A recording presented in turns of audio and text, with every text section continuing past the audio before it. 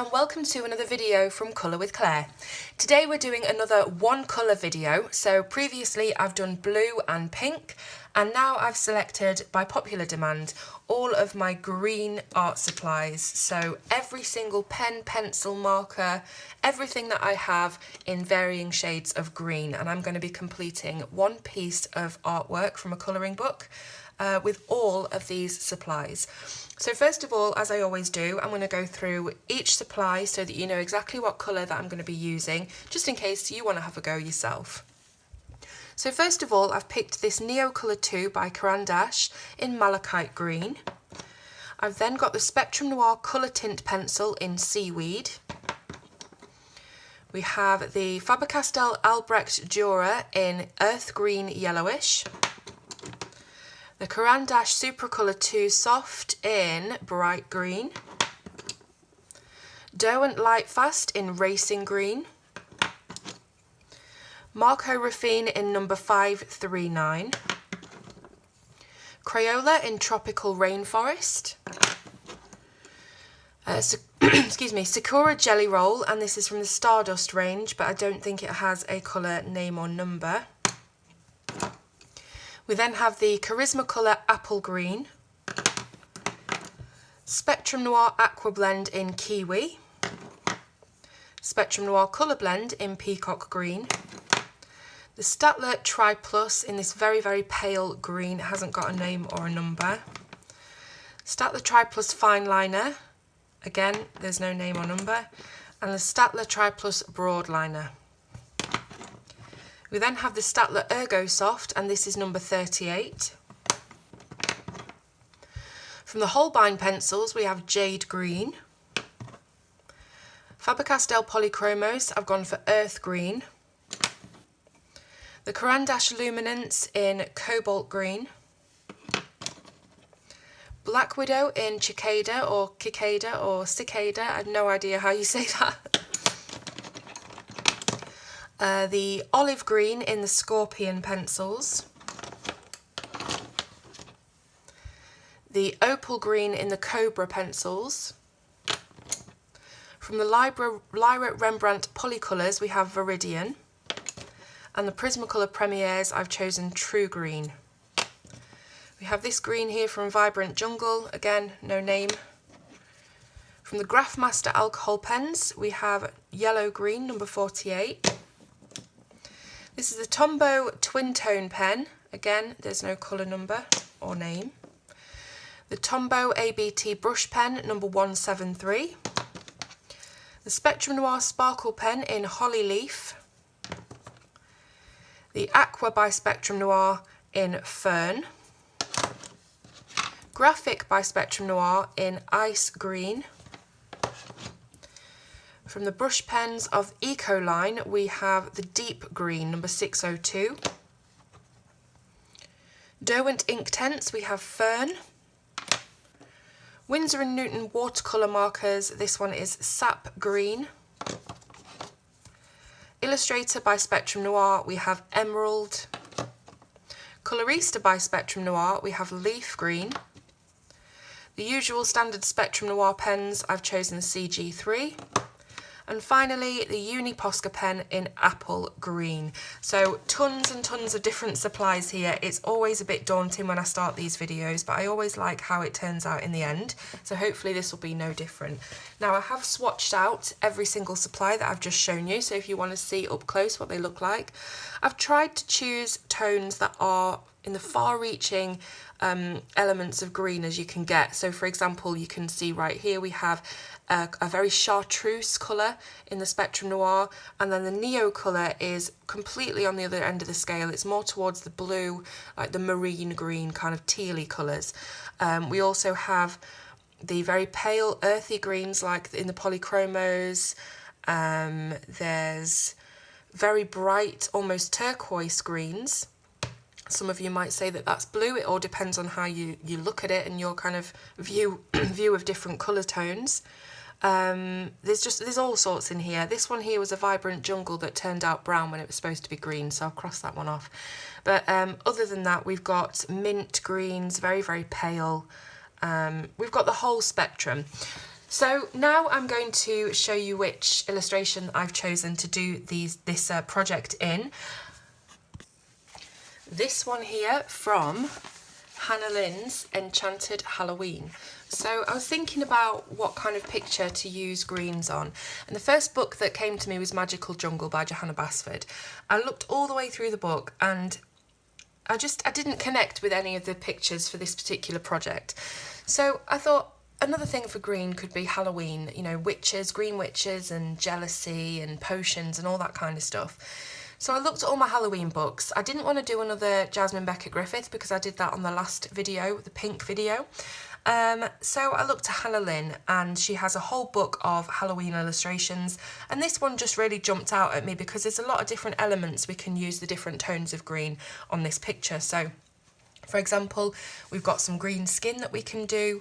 We have a huge expanse of cauldron here, which is a great kind of a great piece that you could use dimensional greens in to try and make it look as if it is rounded. So darker greens on the edge coming into a highlight in the middle. You've got the potion, which could be all kinds of sparkly greens. You've also got the wooden planks in the background, which we could use those earthy browny toned greens on. So yeah, I just thought that this would be a really good choice. Hopefully it will work out, but we will see. So yes, now we're going to start the project. I'm going to speed it up, but not incredibly speed it up, so you can still see where I'm putting all the different colours and things. But obviously if I didn't speed it up, we would literally be here all day. The video would take about a year to upload. So I really hope you enjoy it, and here goes.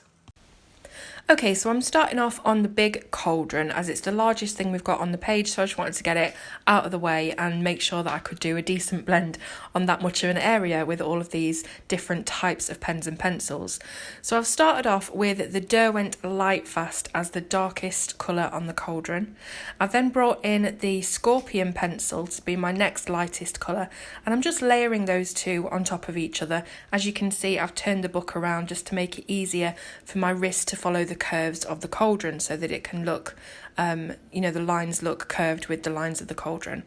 I'm then using the Spectrum Noir Aqua Blend pencil as my lightest shade, and I'm bringing that in almost to the middle but leaving a white section because I'm going to be using water to actually melt the pigment in the water-based pencil and make it look even more lighter in the centre, so we've got a really nice gradation of colour.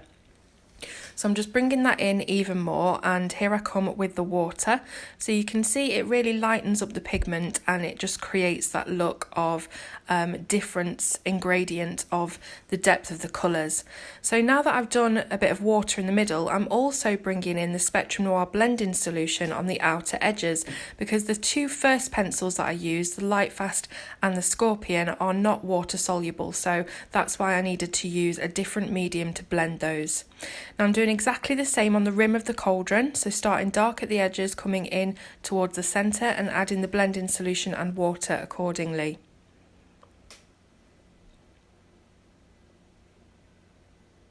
Now I'm going to do the handle, and I'm using the Spectrum Noir Colour Tint pencil and the Polychromos pencil. So this just looks quite a very dark kind of deep green, a very greyish green as well. So I thought that those two would look particularly nice on the handle for a sort of wooden look. Now, the inners of the cauldron, the potion, whatever you want to call it, I'm using the Spectrum Noir Sparkle pen, and then on the bubbles, the Jelly Roll pen, the Jelly Roll Stardust, and I'm just doing a slight bit of Jelly Roll on the left-hand edge of every bubble, and then using my finger to just swipe it across. So we've got a bit of a darker side to the bubble, and then it gets lighter and lighter. Now on the hair, I've decided to do 3 tones. I grabbed the Spectrum Noir Aqua marker for the darkest colour. I then used the Eco line and finished up with the Holbein pencil. Now once the Eco line and the Spectrum Noir Aqua markers are dry, you can actually go over it with the Holbein and it completely melts away any of the lines that occurred between those two pens. So as long as it's dry, it's not going to rip up your paper when you use the Holbein. The Holbein's a really creamy pencil, a bit like Prismacolor, so it is quite opaque and it can just cover up any lines that you see there.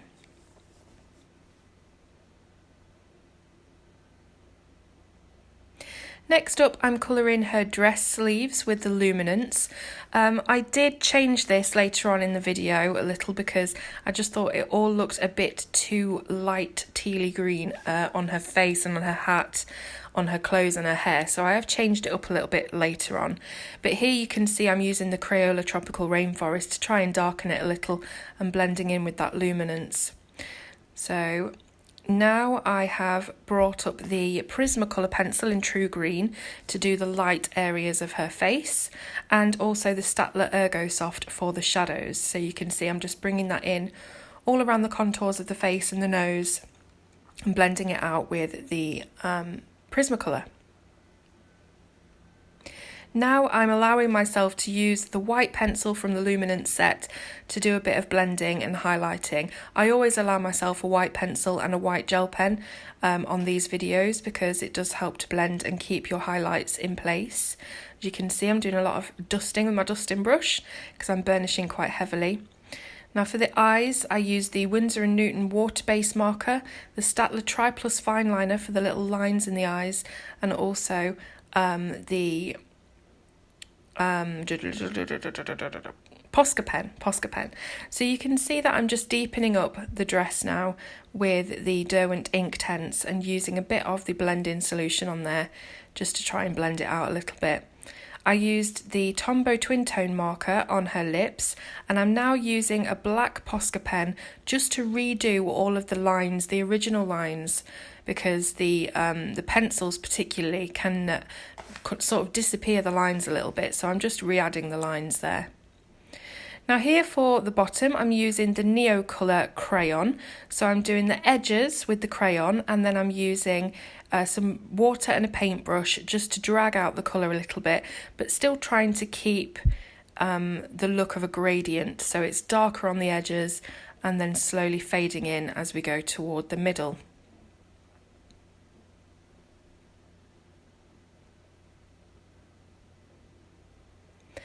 I've now got the Lyra pencil from the Lyra set, and I'm doing her sleeves with this, and also the Tombow pen.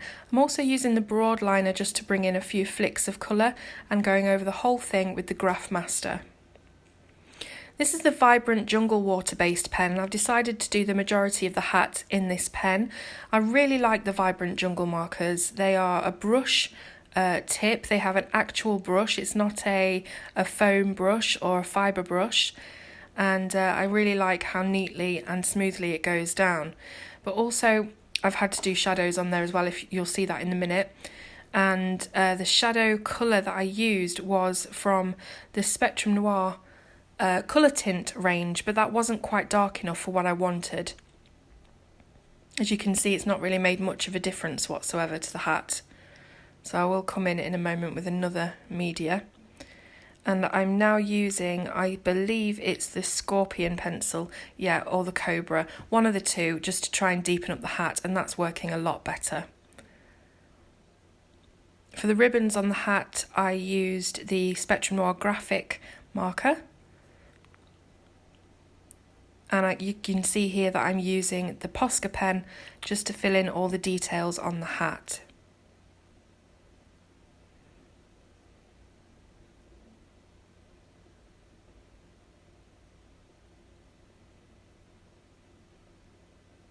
So here I have the Albrecht Dürer, and I'm doing shadows on the ribbon.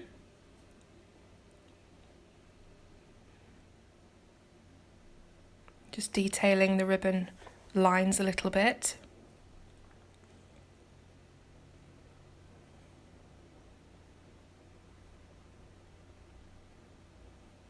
So we have the Spectrum Noir pen, the Charisma Colour pencil, and also the Staedtler Tri-Plus, and a Black Widow pencil, and a few more bits and bobs that I've already used on the stick of the cauldron stirrer. So I'm starting now on the background. I'm using the same colours as I did on the handle of the cauldron, so I'm using the Spectrum Noir colour tint as my first colour, top and bottom. Then I'm going in with the Polychromos, sort of blending them together. I think they make quite a nice sort of brownish wood rather than a bright green. And so I'm just doing that, making sure to put the colour tint down first at the top and the bottom of the panels, and then filling in the gaps with the polychromos. So I'm doing some of my horizontal and vertical blending strokes to try and make this nice and even all across, but I will also be adding a layer of the blending solution from Spectrum Noir because I just love that stuff. It just seems to flatten out any tooth and give that final blend for everything together. So here I am just painting it on. You can see at first that it's very shiny, looks like water, but it actually dries very, very quickly and it doesn't crumple your page or buckle it whatsoever. So that's really good. It does make it look a bit see-through for a while, but it dries up and it's totally fine.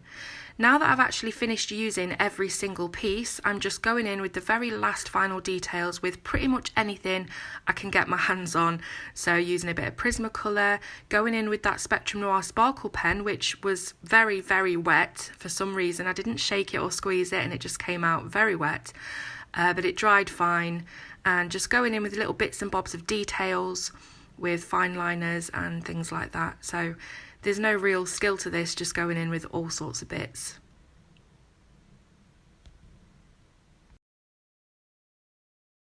So there we have it. We've finished our piece with all greens. I think we've probably got about 40 different types of supply here, and I've managed to use every single one.